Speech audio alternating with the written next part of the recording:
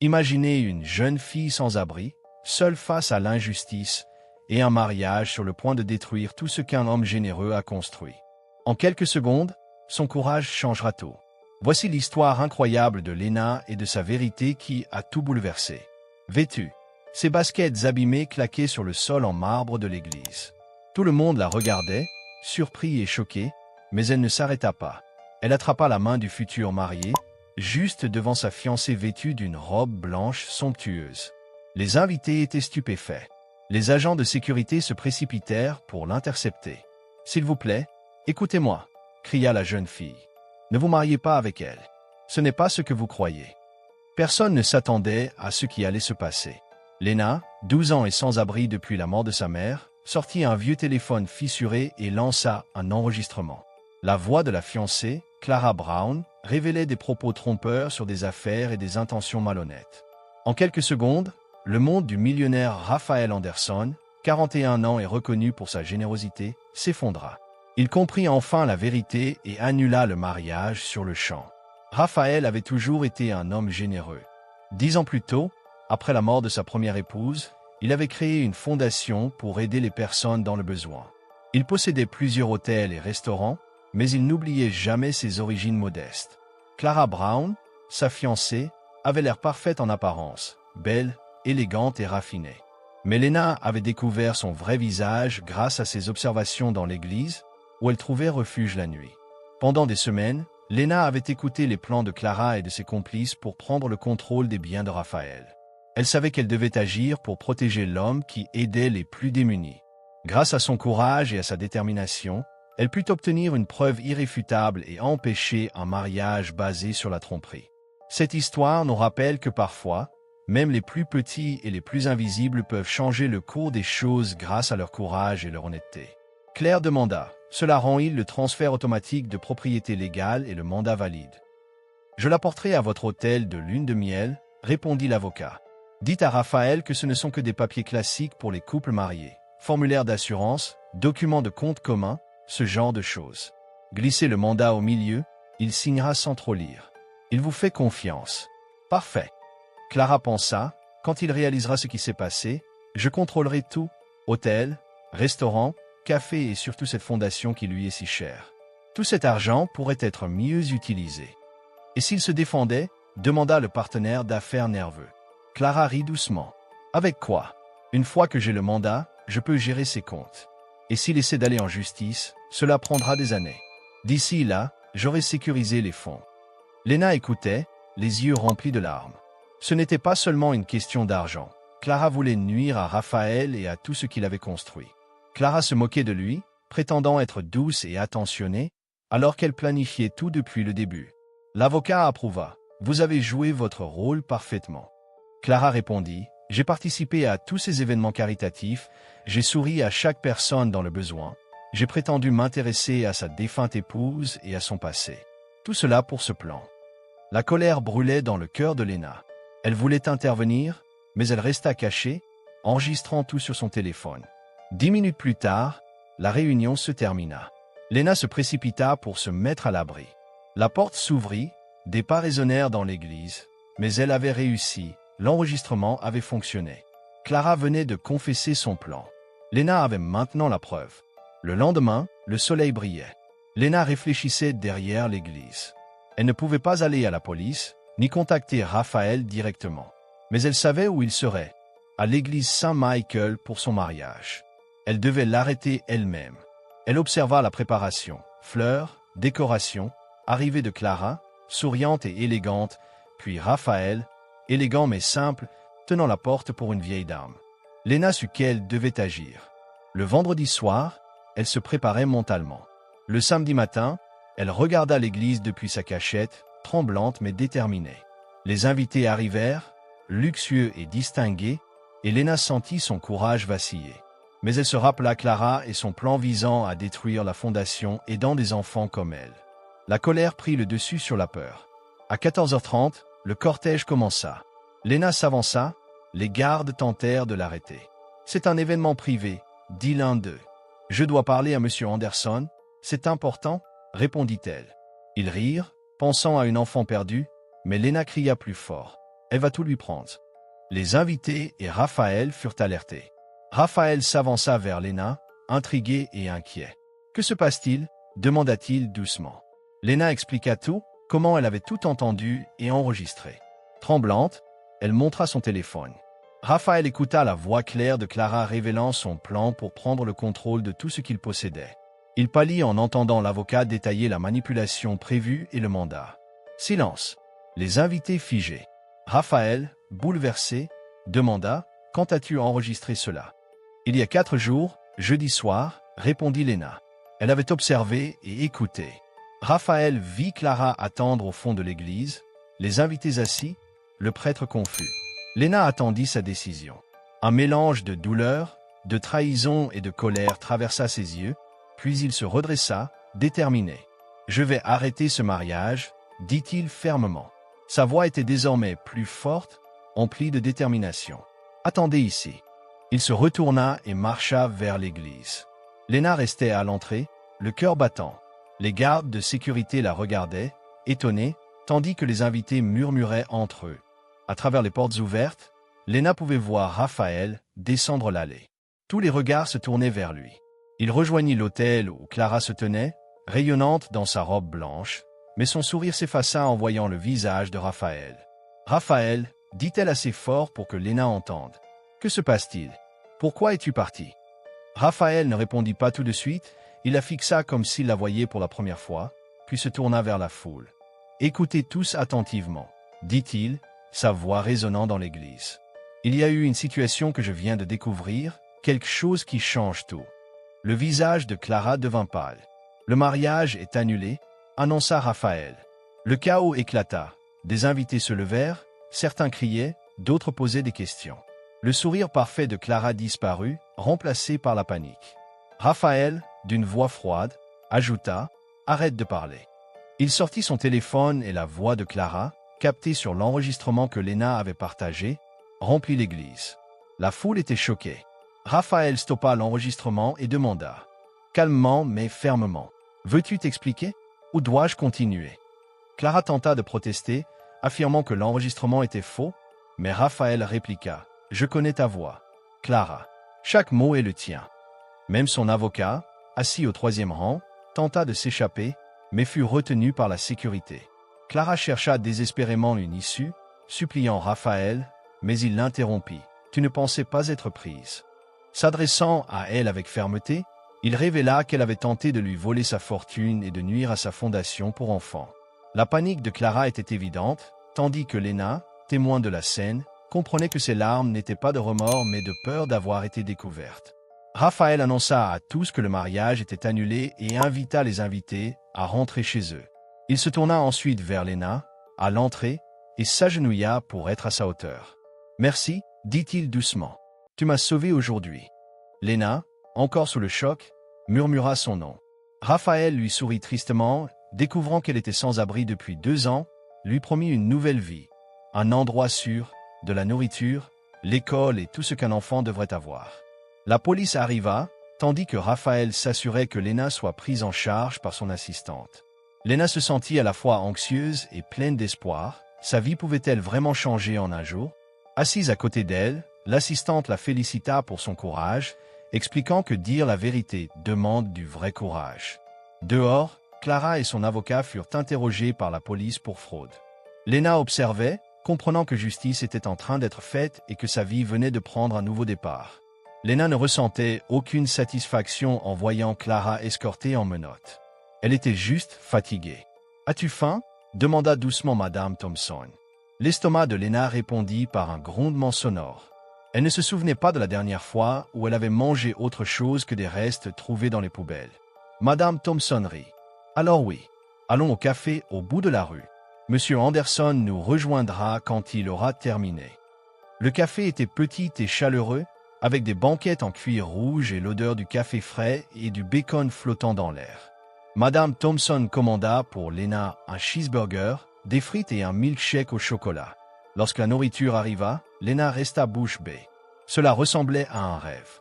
Le burger était énorme et juteux, les frites dorées et chaudes, et le milkshake épais, surmonté de crème chantilly. « Vas-y », encouragea Madame Thompson. Mange autant que tu veux. Léna prit le burger avec des mains tremblantes et croqua dedans. C'était le meilleur goût qu'elle ait jamais connu. Elle dut se retenir de pleurer. À mi-repas, Raphaël arriva. Il avait l'air épuisé, sa chemise froissée, la veste et la cravate retirées. Mais il sourit en voyant Léna manger. « Bien, dit-il en s'asseyant en face d'elle. Tu avais besoin de manger. Que s'est-il passé? Demanda Madame Thompson doucement. Raphaël soupira. Clara et son avocat ont été arrêtés. La police a trouvé tous les faux documents dans sa mallette. Tout ce qu'elle voulait que je signe. Ils vont répondre de tentatives de fraude et de complicité. Le partenaire en affaires a disparu, mais ils le retrouveront. Et toi? Demanda Madame Thompson. Comment tu tiens le coup? Raphaël resta silencieux un instant, les yeux fixés sur ses mains. Je me sens idiot, finit-il par dire. Je pensais qu'elle m'aimait. 6 mois de ma vie gaspillés à croire quelqu'un qui ne voulait que m'utiliser. Tu n'es pas idiot, intervint Léna. Les deux adultes la regardèrent, surpris. Ce n'est pas de ta faute. Les gens malhonnêtes sont doués pour mentir. Il sourit, semble gentil, mais ne cherche qu'à profiter des autres. Tu n'es pas naïf pour avoir cru en quelqu'un, tu es juste gentil. Le visage de Raphaël se radoucit. Merci, Léna. C'est gentil de ta part. C'est vrai, insista Léna. J'en ai vu beaucoup dans la rue.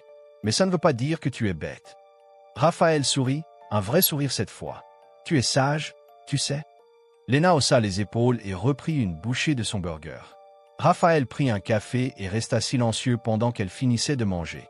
Quand elle eut terminé, il posa ses mains sur la table et la regarda sérieusement. « Bon, dit-il, il faut qu'on parle de ce qui se passe maintenant pour toi. » Léna sentit un nœud dans son estomac. Était-ce le moment où il allait changer d'avis? « J'ai une grande maison à 20 minutes d'ici, dit Raphaël. Elle est immense, 6 chambres, et je vis seul depuis que ma femme est décédée. J'aimerais que tu viennes y vivre avec moi. » Les yeux de Léna s'écarquillèrent. « Vraiment? »« Oui, vraiment, confirma Raphaël. Tu auras ta chambre, ta salle de bain, un lit, des vêtements propres, 3 repas par jour et on te remettra à l'école. » Léna rougit. « Mais, pourquoi? Tu ne me connais même pas. »« Je sais assez, répondit Raphaël. Je sais que tu es courageuse et honnête. Que tu as risqué tout pour aider quelqu'un parce que c'était la bonne chose à faire. Cela me dit tout ce que j'ai besoin de savoir sur toi. » « Et si je ne sais pas vivre normalement? » demanda Léna, nerveuse. Raphaël posa doucement sa main sur la sienne. « On le découvrira ensemble. Je ne m'attends pas à la perfection, juste à ce que tu essaies. » Léna sentit des larmes monter. « Oui, je peux essayer, murmura-t-elle. Madame Thompson lui tendit une serviette. « Nous passerons par les voies légales, dit-elle à Raphaël. Tutelle et papiers officiels. Je vais appeler mon avocat, dit Raphaël. Tout sera fait correctement. Mais ce soir, Léna a besoin d'un endroit sûr. Pas question de la renvoyer dans la rue. » Léna eut sa première vraie douche depuis des années. L'eau chaude et le savon lavèrent 2 années de misère. Elle se sentit renaître. Les vêtements neufs et le lit confortable l'entouraient d'un sentiment de sécurité et d'espoir qu'elle n'avait jamais connu. Les semaines suivantes, Léna s'adapta à sa nouvelle vie.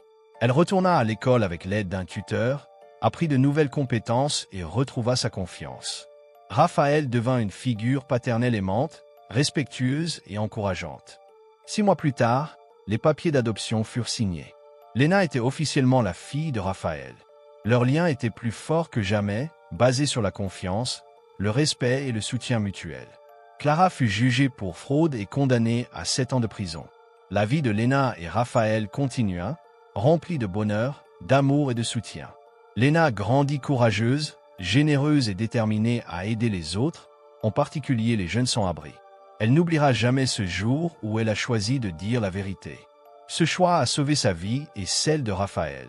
Ensemble, ils se sont sauvés mutuellement, et c'est cela, la vraie famille. Les mois passèrent rapidement. Léna s'adaptait à sa nouvelle vie, mais chaque matin, en ouvrant les yeux dans sa chambre spacieuse, elle se rappelait de ce qu'elle avait traversé. Les rues froides, les poubelles à fouiller, la peur constante de ne pas savoir où dormir. Tout cela semblait irréel, presque comme un cauchemar oublié. Pourtant, elle savait que ce passé faisait partie d'elle et qu'il ne disparaîtrait jamais complètement. Raphaël s'assurait qu'elle ait tout ce dont elle avait besoin. Mais il laissait aussi Léna découvrir progressivement ce que signifiait vivre normalement. Les premiers jours, il la conduisit à l'école privée la plus proche, où Lena se sentait intimidée par ses camarades vêtus de manière impeccable et parlant avec assurance de vacances au ski ou de voyages à l'étranger. Elle se sentait minuscule, insignifiante, mais elle se raccrochait à la force qu'elle avait puisée ces derniers mois. « Ne t'inquiète pas, lui disait Raphaël. Personne ne te connaît ici. Tu peux être toi-même, et je serai là pour t'aider. » Lena commença à se faire de petits amis, d'abord timides, puis plus confiants. Elle excellait en mathématiques et en sciences, matière dans laquelle Raphaël avait investi en lui donnant un mentor pour la stimuler. Mais plus que tout, Lena voulait aider les autres, comme Raphaël l'avait fait pour elle. Elle passa ses week-ends à organiser des collectes de vêtements et de nourriture pour les jeunes sans-abri de la ville. Un soir d'automne, alors que Lena revenait de l'école avec Raphaël, son téléphone vibra. Un numéro inconnu affichait « Privé ». Curieuse, elle décrocha. « Lena ?» La voix était hésitante, presque étouffée. « Qui est à l'appareil ?» demanda-t-elle, méfiante. « Je m'appelle Tom. J'étais un ami de ta mère. Je pense que tu devrais savoir certaines choses sur elle. » Lena sentit son cœur se serrer. Sa mère. Elle avait perdu tout contact avec elle lorsqu'elle était très jeune, et son souvenir était flou, rempli de tendresse mais aussi de douleur. Tom expliqua que la mère de Lena avait travaillé pour une organisation philanthropique secrète, mais qu'elle était impliquée malgré elle dans un scandale financier qui l'avait mené à sa mort accidentelle. Il avait été le confident de sa mère et avait gardé des informations essentielles sur ses projets et sur ceux qui avaient cherché à la discréditer. « Lena, tu dois faire attention. Ceux qui ont détruit sa vie, ils pourraient revenir. » Le cœur de Lena battait à toute vitesse. Elle comprit que son passé n'était pas terminé et que Clara n'était peut-être qu'une première pierre de ce qui pouvait arriver si elle restait passive. Raphaël, de son côté, faisait face à ses propres défis.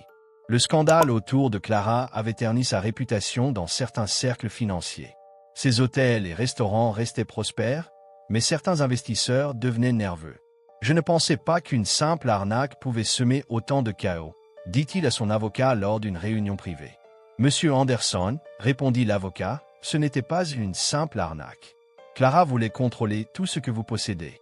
Les autres partenaires pourraient essayer de profiter de la situation. Il faut rester vigilant. » Raphaël savait qu'il devait protéger Lena, mais aussi ses affaires, ses employés et surtout la fondation qu'il avait bâtie pour aider les enfants défavorisés. Un soir, alors qu'il rentrait avec Lena de l'école, Raphaël remarqua un van noir qui le suivait discrètement depuis plusieurs rues. Le cœur serré, il comprit que quelqu'un cherchait à intimider ou à nuire à Lena. « Lena, reste calme. Ne regarde pas, » murmura-t-il. « On va changer d'itinéraire. » Mais Lena, courageuse malgré son jeune âge, ne put s'empêcher de fixer le véhicule. Elle reconnut un des complices de Clara, quelqu'un qu'elle avait déjà vu lors de l'affaire du mariage. Le danger n'était donc pas terminé. Raphaël décida de contacter Tom, l'ami de sa mère, pour comprendre ce que cela signifiait. Ensemble, ils découvrirent un réseau plus vaste de personnes cherchant à exploiter les philanthropes et les jeunes héritiers de fortune. Lena était une pièce centrale de ce puzzle. Par son courage, elle avait stoppé Clara, mais d'autres pourraient vouloir la menacer pour obtenir ce qu'elle détenait désormais indirectement, à savoir la confiance et la protection de Raphaël.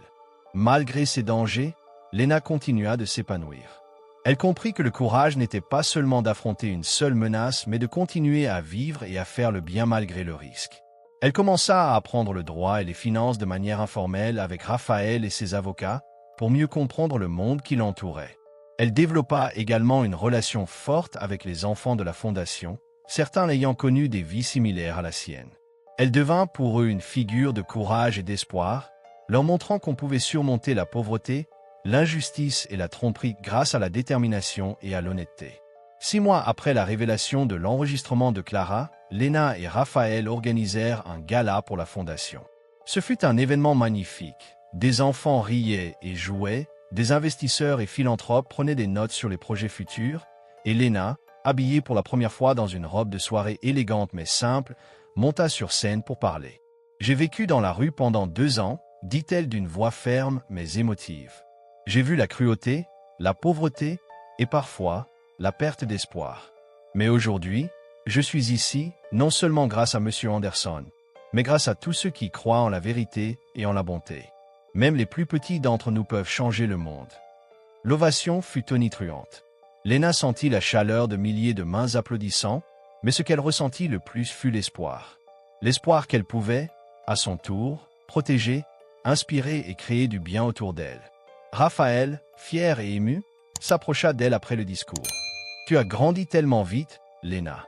Tu es plus que ma fille maintenant.